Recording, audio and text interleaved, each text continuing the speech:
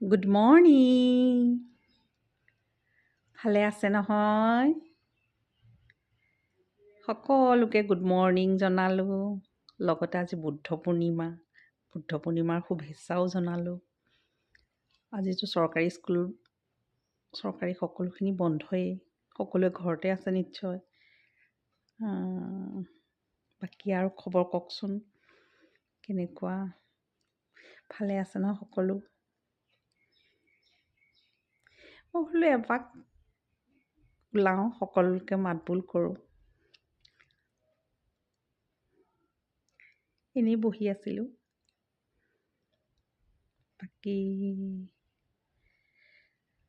আৰু এটা ভিডিঅ' বনাম বুলি ভাবিছোঁ।